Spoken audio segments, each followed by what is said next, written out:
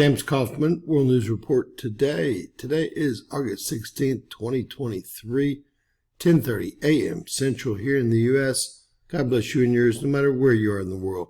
Please subscribe, give us a thumbs up, ring that bell for critical future updates. Ladies and gentlemen, we've been seeing quite a disturbance on Earth's electromagnetic shield. You can see that this started right around 11 UTC time, which again, -7 would be 4 a.m. this morning. We've seen this increase ongoingly past 1400 to 1500 UTC time. We're still seeing an electromagnetic disturbance, but it peaked at as high as 400, maybe even 500 hertz steadily for at least a few hours. We have taken a step down from there. And you guessed it, it turns out that we've had a lot of activity since right around 11 UTC time on our Schumann resonance. Again, the Schumann resonance is not up to date, but we'll see the updated portion of it on our 6-day comparison. Look at these spikes completely off the chart, surpassing 105 hertz, and then look at how hard the geophones have been hit up on top.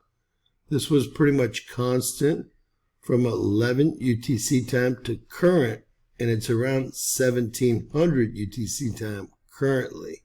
All right, taking a look at the 6-day comparison, these spikes don't line up with what we were seeing, so any pattern was pretty much ruined by what we're seeing over the last 48 hours. We had additional spiking last night at 7 Central Time here, and then again starting at around 8:30 or 9.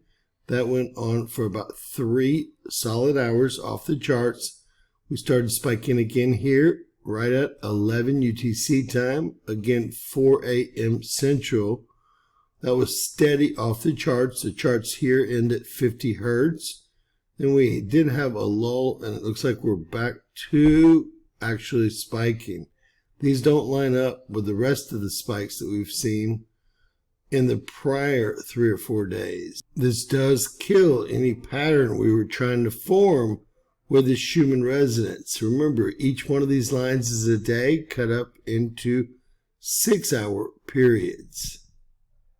Here we're looking at the actual geophone strips. Each line is an hour cut up into 15-minute periods. This is the actual activity we got as the day began, UTC time, really about 7 Central Time last night. And we started again at about 10 UTC time, 10:30, 10:40 UTC time. And we can verify that we've had 3.5 hours here, with the last hour having the hardest geophone hits. But we are missing data here. This ends at 14 UTC time. No additional data like the hour of 14 or 15 is available. So we have lots of geophone data missing as well. All right, here we can see the UTC day started here. That would be 7 last night. We had some spiking. That subsided for a while. For a while, I mean about an hour. And then we had substantial spiking ongoingly for about 4 additional hours. Then we had a lull, and that picked up, just as we called it, at 11 UTC time based on the amplitudes. And that is ongoing, but I'm afraid that we are past 1400 UTC time currently. So there's also missing data off this, although this looks like an event that is strengthening. We caught this on our geophones, our ULF noise monitors, our ELF noise monitors, and our second SR frequency, which dips during these events, whereas the other 3 spike, obviously. All right, looking for an agitator. I'm positive it's going to be a lightning storm, but we'll start with CERN, the Large Hadron Collider. It's been off for about 60 days now, and they expect the beams to start again in September.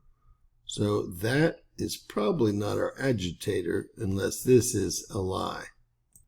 Jumping over to our KP index to study any solar weather that might have agitated these geophones, we see nothing, ladies and gentlemen. Boulder came in with a couple of KP3s. So did Fredericksburg. We had a KP3 and a 2.67 on our estimated planetary. And the college index didn't come up with much at all. 3 hours or 9 hours of KP2 index. So there's no space weather that would agitate the situation. All right, heading over to windy.com, what do we see? A huge lightning storm north of and just, well, surrounding the entire modeling station here. Let's zoom in and take a look.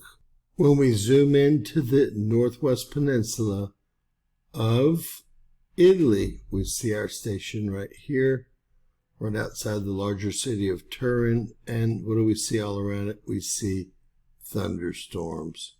So you can imagine that this is the agitator. Again, when we back up, we can see that really they're surrounding the entire area. And these are close enough to the modeling station to be picking up all these lightning flashes.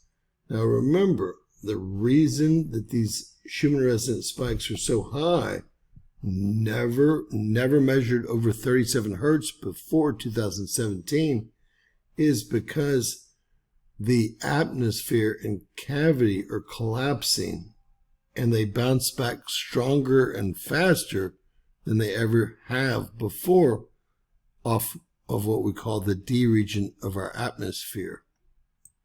Here we can see that the atmosphere on our BZ is, well, in the negative. The negative here means pretty far negative, 8.08, 7.82 in the negative.